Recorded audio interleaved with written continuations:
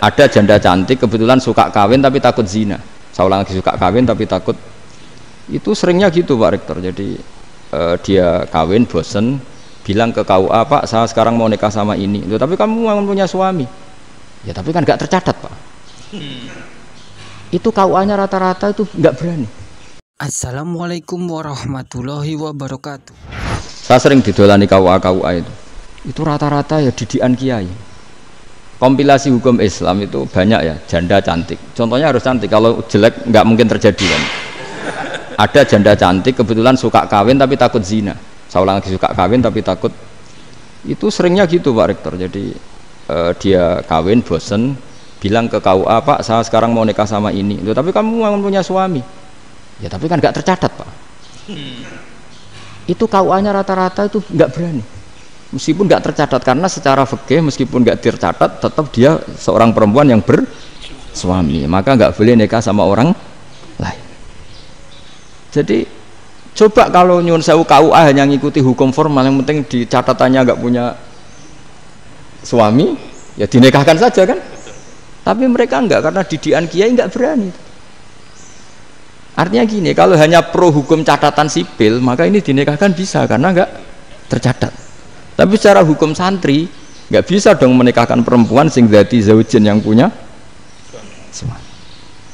Jadi barokahnya kerjasama yang baik. Jadi di masyarakat itu tertanam didikan kiai, nggak boleh nikahkan perempuan yang bersuami. Tapi di KUA ngikuti hukum formal. Dan di Indonesia itu KUA itu rata-rata konsultasinya ya sama kiai. Sehingga ya nggak berani akhirnya, meskipun aku ya mlebu rokok mbak, gak iso. Dan itu banyak. Seorang lagi ya, makanya ini kan pesantren itu nggak boleh mati. Orang kiai-kiai kayak saya nggak jelas-jelas itu harus lebih jelas lagi. Karena ini yang on time, yang online, yang siapa saja bisa tanya. Saya itu SMS saya itu nggak punya HP WA. HP jadul itu SMS-nya tiap hari tak berapa, orang yang tanya dari Kalimantan, dari Aceh. Gus di kampung saya ada masjid 2 itu yang Samana, ada yang dari orang perkotaan, Gus di perumahan baru ada masjid, yang Jumatan baru orang 12, sah enggak? Ya langsung saya jawab, sah. Dalilnya ini. Ya sudah. Nah, tapi kata Imam Syafi'i gini, harus orang 40, itu madzhab Syafi'i, dalam madzhab yang lain gini-gini. Itu kalau tanya rektor itu kan ribet. Masuk ajudan dulu, asisten dulu, panjang.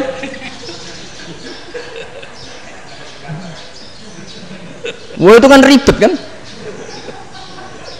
Manggil dosen dekan VAI dipanggil, dekan VAI nggak mau langsung jawab, cari dosen yang nekuni itu. Usul fikih, saya nekuni itu baru seminar, nunggu dulu mbak, ini orangnya baru. Panjang kan.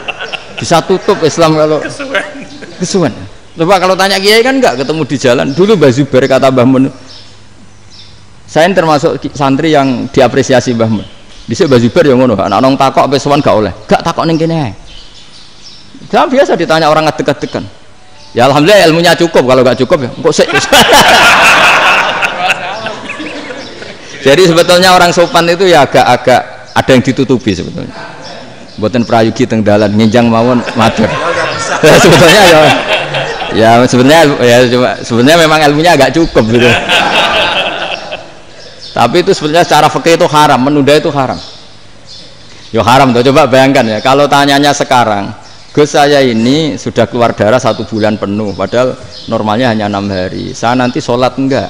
Kalau nginjang mawon dugi kula, berarti kan hari ini belum ada keputusan. Sholat apa enggak kan? Tapi karena modus tadi, boten prayogi nggih ngendikan ngoten teng dalan nginjang tengen kula. Itu kemungkinannya 2, sopan atau goblok, itu saja. Kayaknya kalau sopan enggak lah. Kayaknya enggak lah kata saya. Karena secara fikih itu jelas haram. Bagaimana mungkin sesuatu yang harus dipraktekkan nanti duhur dijawab besok, berarti duhur, asar sampai subuh belum ada jawaban, berarti nggak ada sholat kan? Ya, makanya dibutuhkan orang-orang alim yang kultural seperti ini, dan NU menghormati kultural.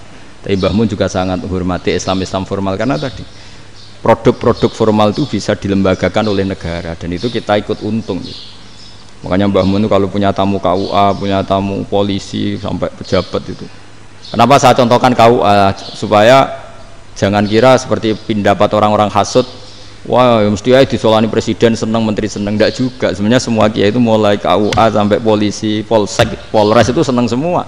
Karena sama-sama diajak mengawal bangsa ini, diajak mengayomi semua masyarakat.